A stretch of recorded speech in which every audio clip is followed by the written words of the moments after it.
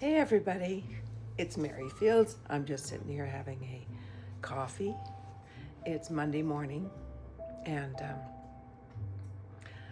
yesterday I did some videos to share with you this morning.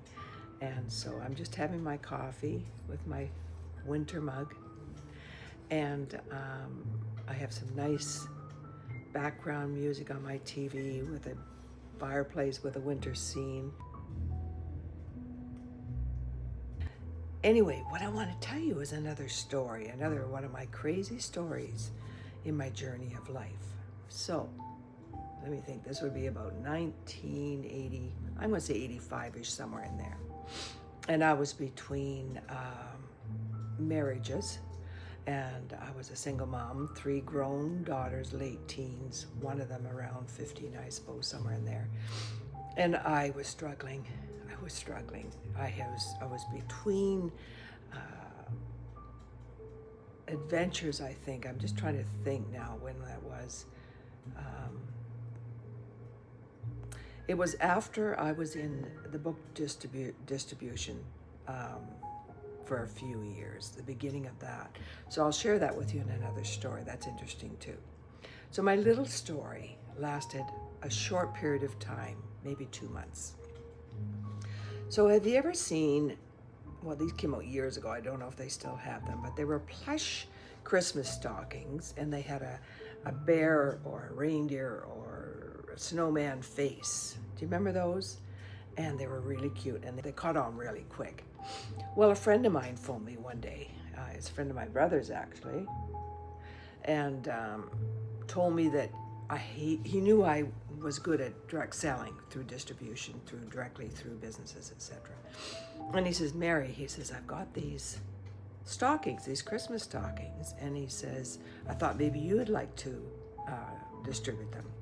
And so he said, you can have them for, I forget now, maybe $14 or $12 or something. And he said, I'm selling them for $19.99. And I says, okay, well, where can I see them, Don? And he says, well, out in this area, in a gas station, they have a bucket full of them, and they're selling them for $19.99, I think it was at the time. So I said, well, I'll go take a look at them. So I drove out there, which would be maybe 20 minutes from where I was living at the time, and went into the gas station and looked at these things. And there was a label on them where they were purchased from. It was Montreal. I'm a gutsy person, I'll tell you. So I said to the owner of the gas station, do you mind if I use your phone? And I phoned Montreal, because we didn't have cell phones then. I phoned Montreal, and I asked them, I said, I'm in this place, and I says, they have these stockings, Christmas stockings. Where can I purchase some? So she said, well, if you go out to Richmond, which was another 20 minutes down the road from where I lived, she says there's a distribution that carries them for $9.99. So what did I do? I went out to Richmond and I went out to Richmond and I didn't have much money then, honest to God. I think I bought 5 or 10. And I did my usual thing. I put them in my car, went out to White Rock, which is where I was living at the time, and put them in different offices. They used to carry the books that I had sold previously.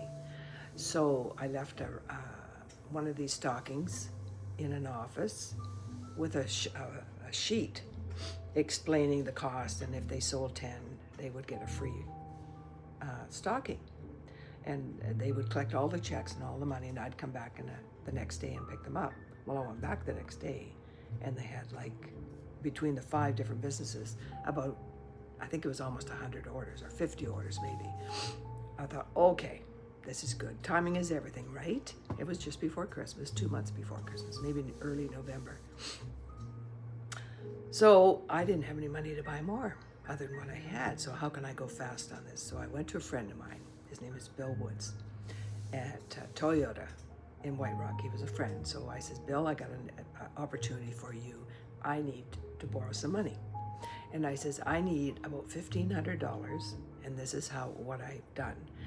I explained to him what just happened and how I made this profit. I said, I'll give you 15% interest on your money tomorrow if you can lend me this money. Well, Bill's a more conservative guy. He trusted me, he had faith in me, but he was not a risk taker. But Sherman behind him, a younger fellow, maybe in his 30s at the time, I don't know how, about there, I suppose, a family man or not a well-to-do person, pretty well-to-do. He says, Mary, I'll lend you the money. I'll never forget it, Lee. Never in my day will I forget it. You helped me out. You're one of those people that I remember. And so the next day I took the monies. I took them on the ferry. You ready for this? I took them on the ferry. I went to Richmond, took the $1,500, bought as many as I could, went on the ferry over to Victoria, which is an hour and a half ride, left them in the cancer clinic and a few other doctors' offices around the hospital where I used to sell books again. They kind of knew me for coming in and selling these things. So I left them. I came home while my phone started ringing. Mary, we need 20. Mary, we need 30. Mary, we need whatever, right? So the next day, what do? I go back. This is what I had to do because I didn't have any extra money. I went back to Victoria, picked up the orders. So what I did was I had enough bears left over to go and fill the orders in Victoria.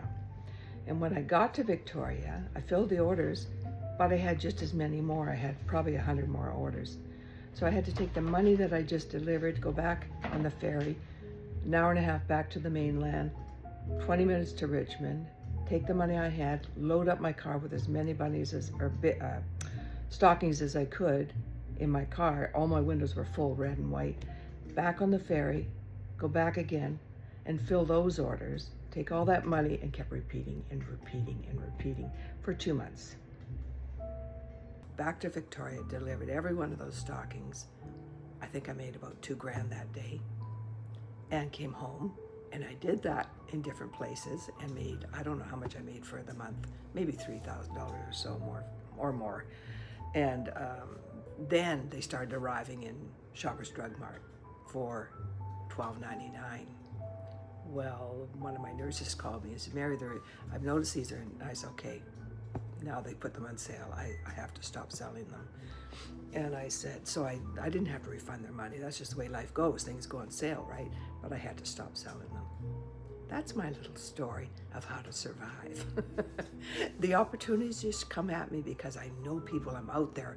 I talk to people. Somebody says, why do you talk to everybody? I says, I always have. I talk to everybody, ask them their stories, listen to people. And that's what happened. Cool, huh? Don didn't care. He didn't mind. Anyway, I had to share that. So that's my little Christmas story. And maybe I can find a picture of what these stockings look like and share them with you. So I hope you enjoyed that story. There's more to come. Take care.